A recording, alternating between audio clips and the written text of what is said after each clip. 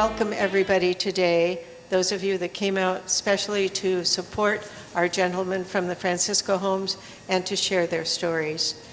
This event is the culmination of a course called The Voices of Justice.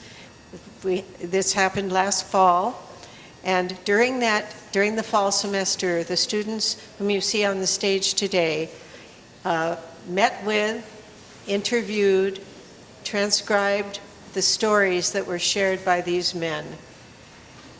Then they came back to the classroom and found ways of dramatizing or to share these stories, having passed through their own artistic sensibility. So sometimes you will have poetry, sometimes you will have movement, sometimes you will have a scene or a monologue.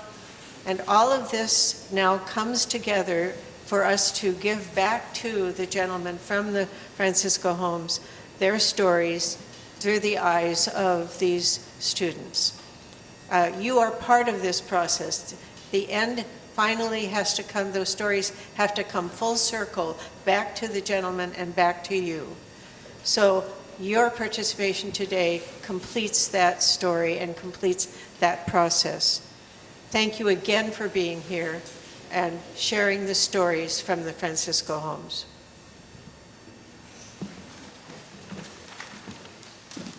Dear my friends still in prison, you can do it. If I can do it, you can do it. You can do it. You can do it. You can do it. Love, Mike.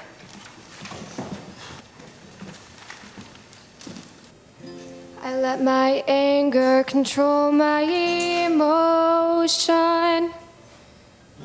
I lost my values and devotion. I let go of my empathy, lost all of my clarity. In jail they say it is what it is, but it doesn't have to be. Until you change it, you can change it. Have to decide to make it better. If we all loved each other more, the world wouldn't have to feel like post-war. You can change it, you can change it. He says, love your brother like you love yourself. We are all connected in God's eyes, and time keeps running out. I'm part of a chain, it must be stopped, I wanna help, 'cause in jail they say it is what it is, but it doesn't have to be. Till you change it, you can change it. Have to decide to make it better. If we all loved each other more, the world wouldn't have to feel like post-war. You can change it, you can change it. Love is the ultimate. I was incarcerated. I am guilty. I was shocked. I am remorseful. I was a gang member. I am regretful. I was a criminal. I am a changed man. I was fearful. I am blessed. I was a son. I am a father. I was facing life in prison, but I was given a second chance to be motivated, to be a believer.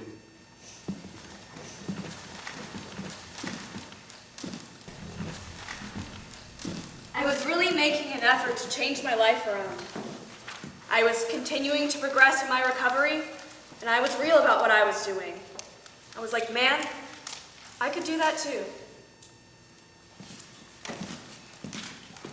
These guys are dead. My homeboys, they're all dead. Little girl, last I saw her, died in prison. Her mama hung. My ex, OD'd. My brother, cancer got. Still feels like yesterday, my latest memories of them. All that's left are pictures. an album full of histories to represent my legacy. Though only worth 3 albums. Pop the capsule, stand up straight, I will, to recorrect the gap I left behind.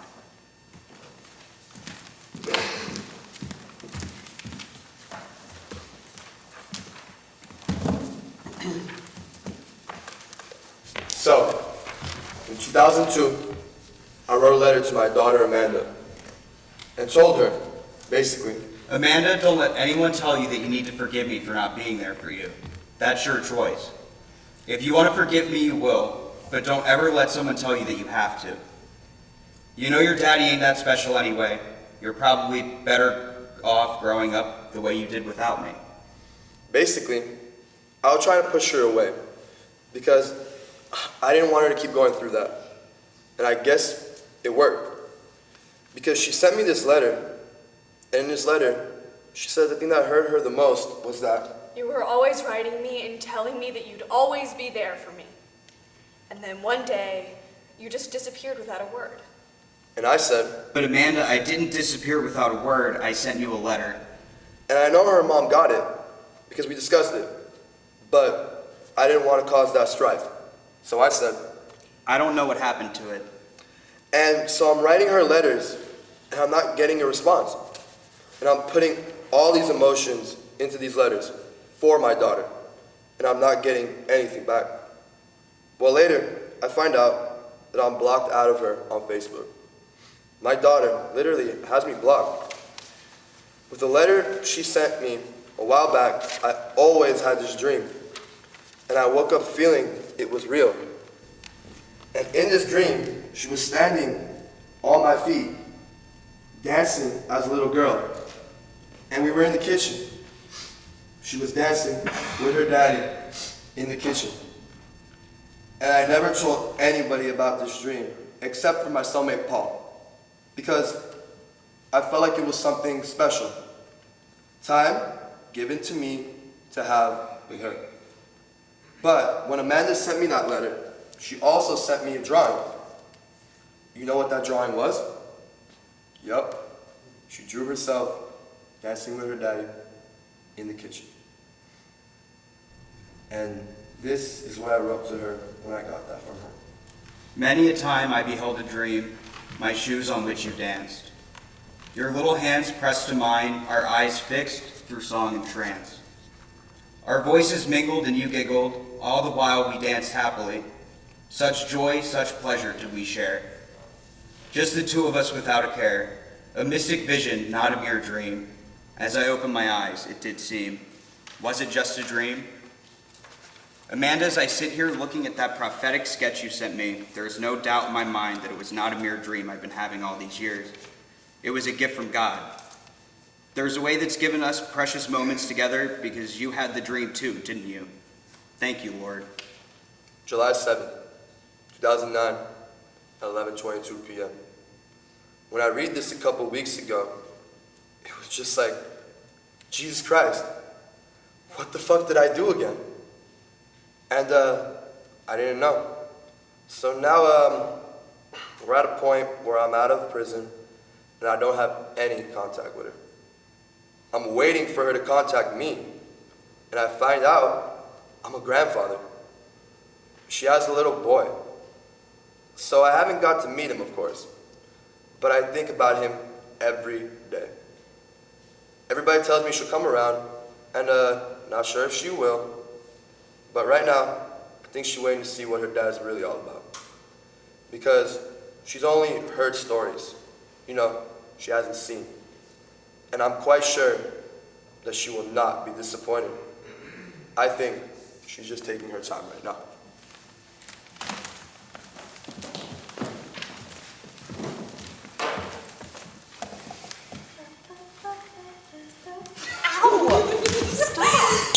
Is that my shirt? No. That's totally my shirt. No, it's not. Give me No, back it's not my your shirt! Oh my god. Dear daughters, look, I'm your father, but I'm not your dad. Because a dad is somebody that raises you. I'm not your dad. I'm your father. I'm not your dad because I went to prison. The reason why I went to prison is because I was a horrible person. I hurt a lot of people. I was a thief. I would steal. I would use drugs and alcohol. But today I'm not that person. And I want to have a relationship with you. I want to know you. And I'll tell you the truth about what I did. I was an alcoholic. I was a drug addict. I was a thief. I hurt people. That's who I was. I wanted you to know who I was. Today, I'm not that person. I've changed. Love, Mike.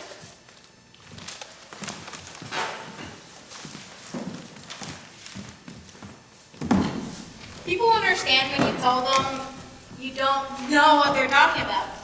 I've been away for 49 years. 49 years. I'm completely burned out. Beep beep! What's different? Besides everything, certainly the cars, the people. People have different attitudes. Like, you're not in prison now, that's what they do. They bump into you, don't say excuse me. Everybody's in a rush, not really caring about anybody else. I complain about it all the time. So when people come by, I'll say, hi, how's your day? Or good afternoon? Or whatever. They just treat you like you're a piece of garbage, like you're non-existent.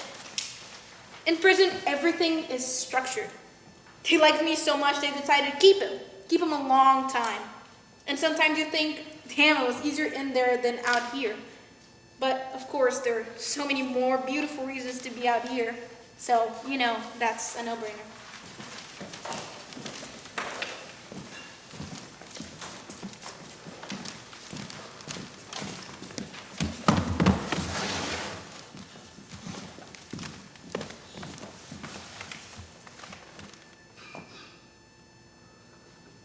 Oh, the first few days was scary. I mean, because I was just in a prison cell.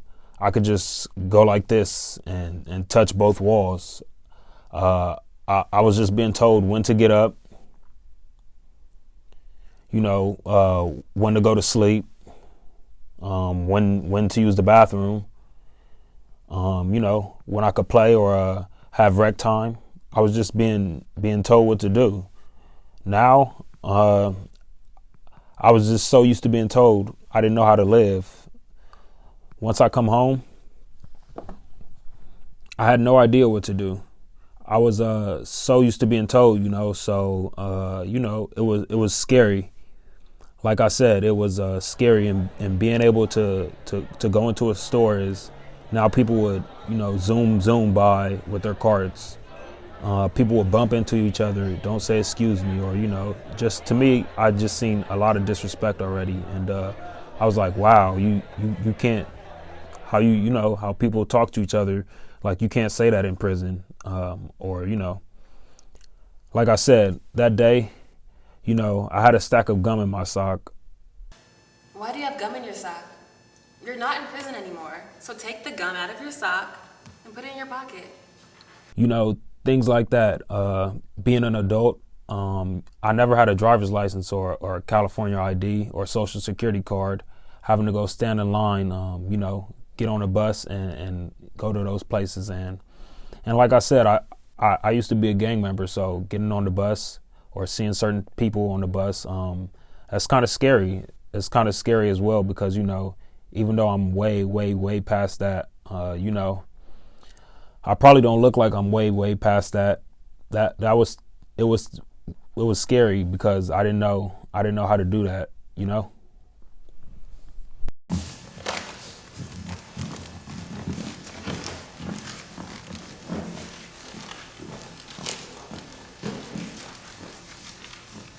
So, a lot of prison that people have no clue about is about money and politics. So, at the time I was incarcerated, the governor, I believe at the time, was Duke Mason. I'm pretty sure it was. I think I voted for him. Nonetheless, Republican. Let's see. Gray Davis, Arnold Schwarzenegger, the one I just said. Anyways, all the Republican governors live and stand on the pulpit of tough crime. Lock them up, throw away the key. They're not getting a second chance. The Republican governors were refusing to let anybody out, were refusing to follow the law that had been set down, and it took Jerry Brown to get back into office to get it done properly, fairly, and correctly.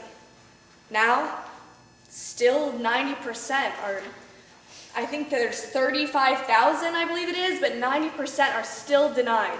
Even more than 90% are still denied at the board. However, with the Republican governors, the number was more like 0.01, whereas now it's at least 5% get found suitable to come home. So the board is also made up of members that are chosen by the government. So if you're the governor and you chose me to be on your board, you've pretty much told me what you expect. And these guys are making $170,000, $180,000 a year. So they're gonna do whatever. Because the guy on the other side of the table, who violated society and committed crime, is trash, is garbage. He is just a warm body and a number and a file. And I want to go ahead and get past him so that I can hurry up and go home to my nice family and our nice home. You know the routine.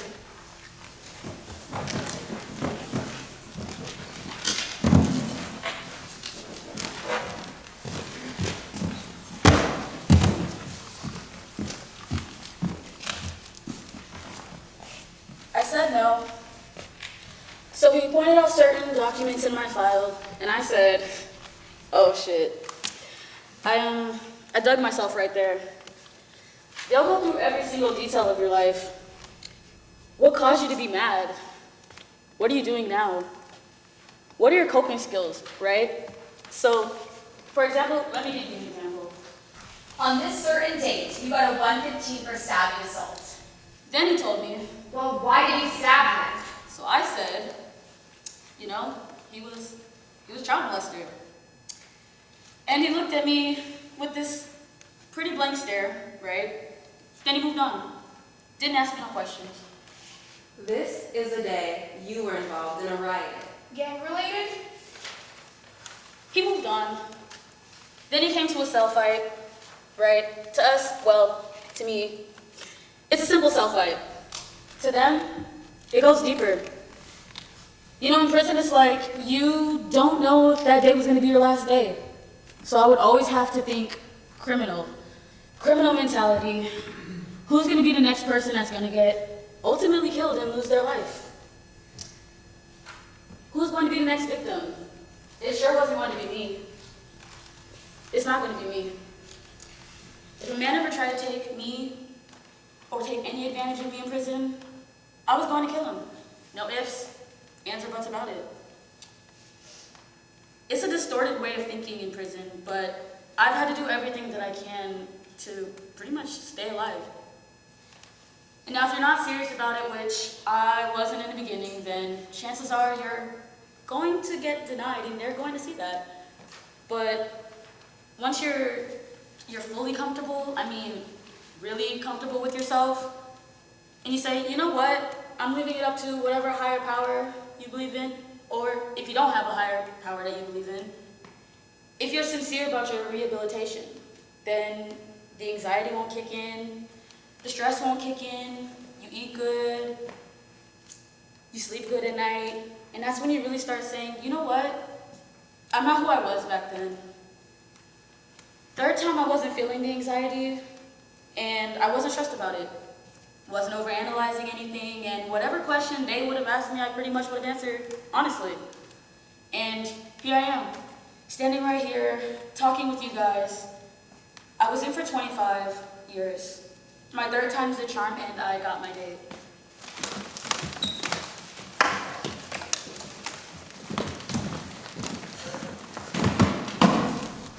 I was sitting at the county jail looking at 30 years for armed robberies, attempted murders, attempted kidnapping, and assault of a deadly weapon. Right now, you're a danger to yourself and others around you. I was sitting in a cell with no TV, no radio, Nothing.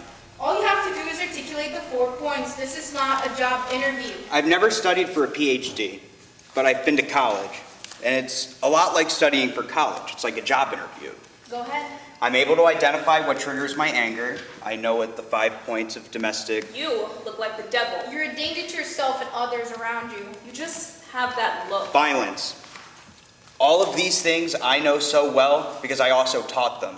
Devil, devil, devil, Danger, danger, danger. Learn it, danger. master it, teach it, be able to speak about it. You're stuck in here forever. I'm a better person. I'm not dangerous. You just look dangerous. I just have to articulate it in a manner for them to understand that I understand what happened to me in my early childhood. Go ahead.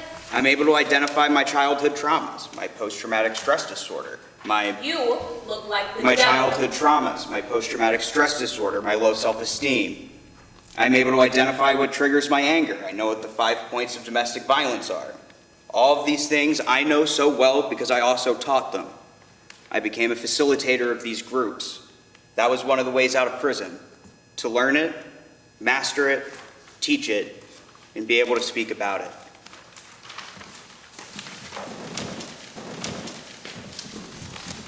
Watches. Dates. Time. You're not going home. You're not going home. You're not going anywhere, Lifer. You're not going anywhere. Time. Calendars. Second You're not year. going Third anywhere. year. I'm not doing this anymore.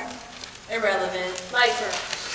Forever. One long day. One drawn-out long day. One day. Hope, come along. Parole hearing. Hope. A little light. Reignited. Watches. Days. Calendars. Time. It Becomes important again. I was trying to fit in. I was 17 years old when I committed a crime that ended up getting me a life sentence.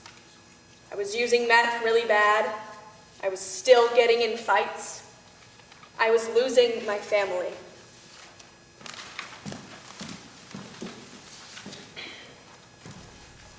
Dear Mom and Dad, you both died since I was in prison.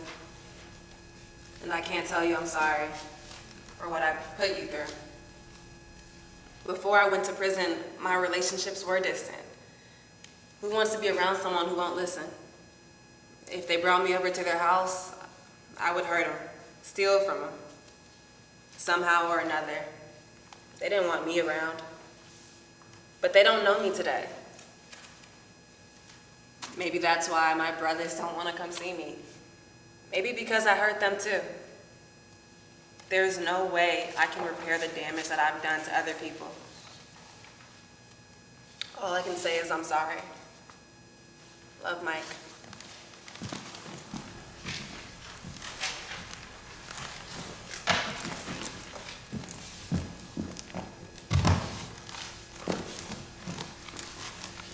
For a long time, I spent going up that hill. That was like a roadblock.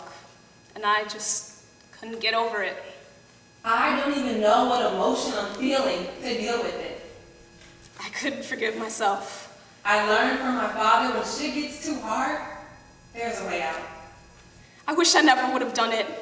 No wonder why I can't deal with none of the shit that's happening in my life. My alcoholism just lit fire to an open flame. Something's gotta give. Something's gotta give. I wish nobody had to die. And I reached for the razor blade.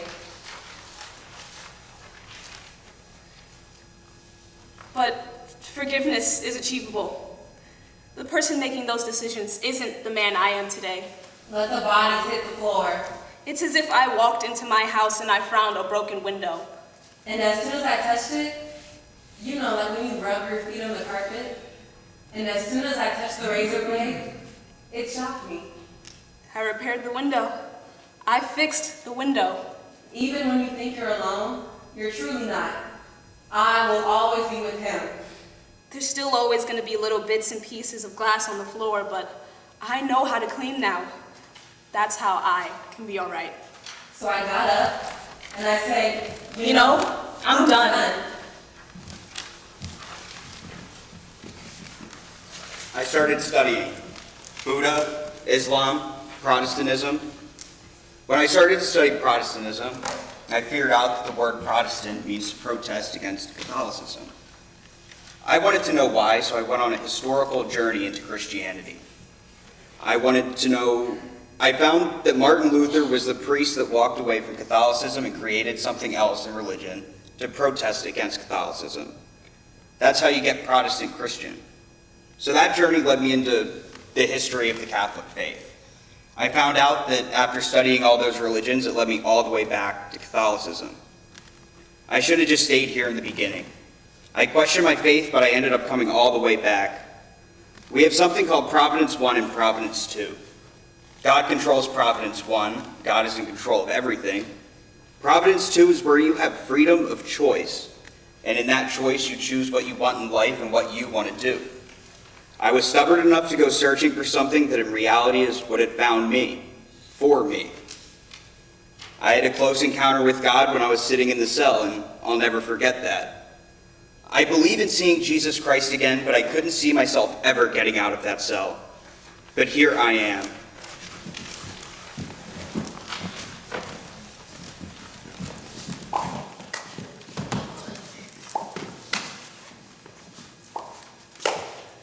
What was your first day in prison like? I'll never forget. I was in the youth authority in the morning playing softball, and then they're like, pack your stuff, you're going to prison. And they sent me to Chino. Not good. A different angle. I walked in, I go through the whole entry process, and all the guards are like, What the fuck are you doing here? this is where they told me to come. And despite me having been a badass, I've always surrendered to authority figures.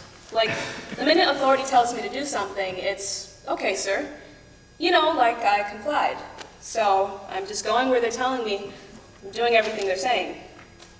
So I walk into the housing block that I'm assigned to, and an older officer sees me. He says, Damn, kid, how old are you? I said, 17. Is this your first time in prison? Yeah. Man, you look scared. What? Do you know what to expect? Well, let me tell you a joke to make you feel better. He says, A 17-year-old kid drives off to prison one day and he goes inside his cell. He's got rooms with a convict that's been doing time for years and years. The convict can see that the kid's young and that he's scared, so the convict says, Is this your first time in prison? the kid says yes. yes. He says, All right, well, I just want to help you. I'm going to tell you the way it is in prison, so it's easy for you. When you live in a cell, every cell runs like a household. and so the kid's like, okay. Okay. He said, In that household, you have a husband and you have a wife. Since it's your first time in prison, I'm going to let you choose. What do you want to be? The husband or the wife? Well, I want to be the husband. okay. Well, then get over here and suck your wife's dick. The cop just starts laughing. He thinks this joke is hilarious, and I'm looking at him like, are you fucking serious? Like I'm scared out of my mind, and he's here making it worse. I was around like 4 when I first saw my father beating my mother up. I was 9 when my mom left my father again, and I was really mad at the time. I was like, man, I thought she was gonna come back with us. I was hurt. I was playing baseball and I got really good at it, but I was only doing it to get attention, and I wasn't getting attention. I was violating probation for curfew and running away and stuff like that. I was around 14 at the time.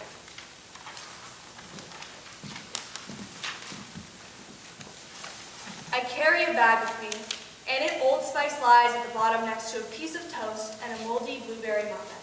One day, my dad came and asked my sister, Do me a favor, go into the kitchen and burn a piece of toast. Burn the toast till it's all black, and bring me a butter knife. so he tells me and my sister, I'm getting old, and it'll be time for me to go pretty soon. you're not getting old. This is my superhero. The thought of my dad not existing, I couldn't even fathom. He's my superhero. There were so many things we hadn't gotten the chance to talk about, like the incident with his friend, Dirty Richard. That's what everyone called him. Dirty Richard. We never talked about him. We never talked about what he did and why even the sight or smell of Old Spice sends me into an anxious, raging flurry of emotions. But my dad had saved me. Even then, he was my superhero. But we never talked about it. This piece of toast is me. And the burnt stuff, that's what's going on inside of my body. But he was trying to explain cancer to me. Right, so he got the butter knife and he started scraping all the burnt stuff off the toast. And he's like, This knife is the doctor's, and there's only so much that they can do. Ultimately, they're doing more damage than good. I'm getting old. I'm just not going to be here pretty soon. no, Dad, you're not getting old. You're gonna live forever. That night, my dad went out and bought, I think it was like 12 balloons of heroin. My dad was a heroin addict and alcoholic. My mom was an alcoholic. He bought a bunch of balloons of heroin. He poked holes in all of them, except for one. He swallowed all of them but one. He put one in the spoon. He fixed his heroin, did his shot of heroin, and waited for the balloons to bust open in his stomach. He intentionally overdosed. He committed suicide. I didn't understand it then, but I knew he made a decision to take himself away. I didn't understand why I wasn't good enough for him to stay. So that added to my baggage of insecurity, low self-esteem, and low self-worth. I remember going to the wake, and it hadn't hit me. Dad's really gone. Dad's really gone. And you have the time where you walk up to the casket, and it's an open casket, and that's when it set in. As I walked up to the casket, and I kicked myself every day because I couldn't muster the courage to look my dad in the face. I was tiny, so I was barely able to look over the casket, and I saw his hand just motionless, and I just broke, just lost it. I regret not taking that one last look. But it's ironic because I look in the mirror every day now and I see him. I'm the spitting image of my father. After that and additional traumas, I begun to create the internal turmoil and I started lashing out, arguing with my mom and blaming her for my dad being gone. My father passed at 36 when I was 8. And me turning 36 is significant because of that. Because I've actually come to a point where I've lived longer than my father. It's actually the age I was when I started working on dealing with my father's suicide. Because of that little milestone of living longer than him.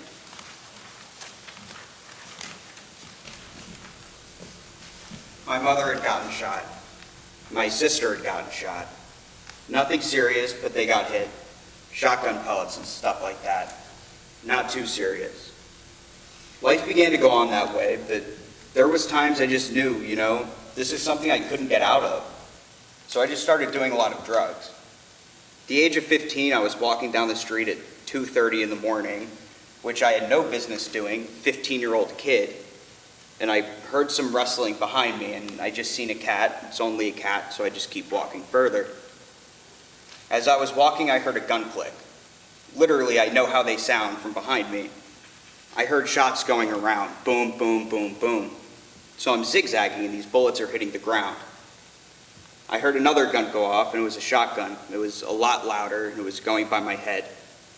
This is when I first called out to God. I said, God, don't let me die, don't let them kill me. I jumped over a fence and hid in this person's yard. Blood started coming down this side of my arm right here. I got hit with a .22, right under my shoulder. I was bleeding. It just so happens that night my brother was walking down that street and he picked me up. He carried me out.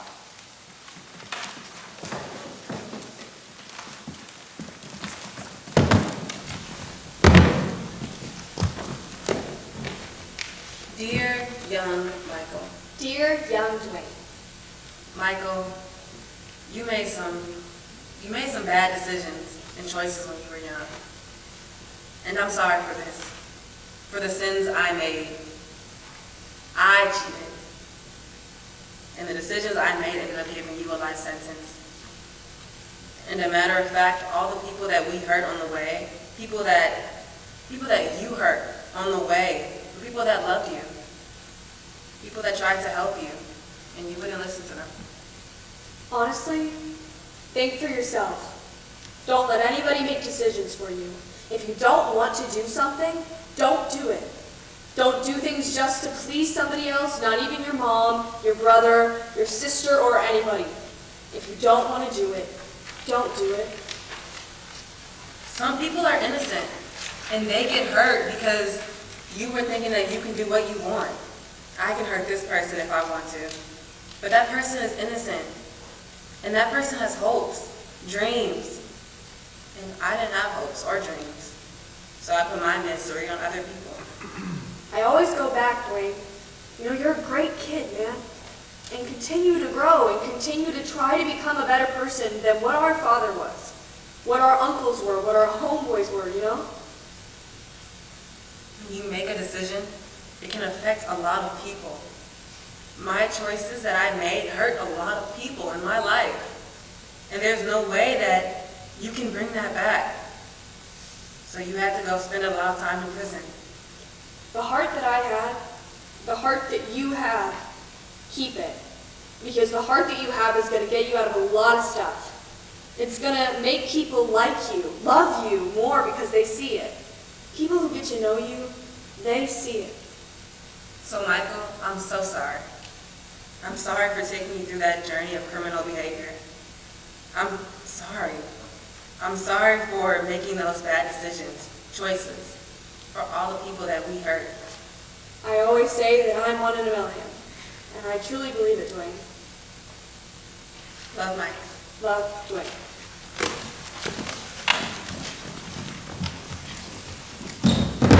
Naval aviator. That was my dream. I wanted to levitate out of here, fly towards the sea. My cousin and I had just seen Top Gun, and it was a done deal. All of 5th grade to the recruiter's office I go, exclaiming what I feel. They thought it was fly that I wanted to fly. I want to be a naval aviator. That's what I said. Until one day I was talking to this one guy, and he flipped everything on its head. He was looking at me all crazy. He said, This is the Air Force recruitment office, but where you want to be is the Navy. So I left. I never came back. But in a crazy twist of fate, the movie that gave me that knack, the sequel of it is only 8 months away. I can't believe Top Gun waited for me. I couldn't live my dreams, but they're giving it to me in a movie.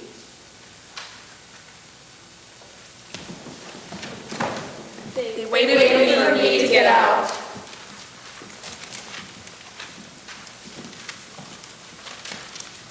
We would like to say thank you.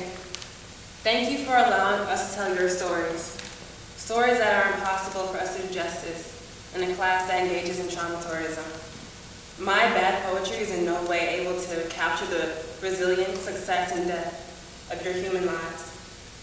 So thank you, and I'm sorry that this is all there is to show for it.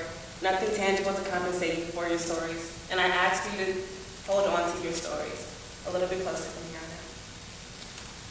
Since some of us were not privileged to attend the ceremonies which welcomed these wonderful storytellers to their new life at the Francisco homes, here is our contribution to the part of those ceremonies when people offer them one word that is their challenge and hope for them. Mike, empathy. Mike, strength. Victor, redemption. Frank, resilience. Smitty, hope. Jerome, determination. Phil, amends. Marvin, transformation. Wayne, growth. Martin, realign. John, faith. Terry, love. Welcome home.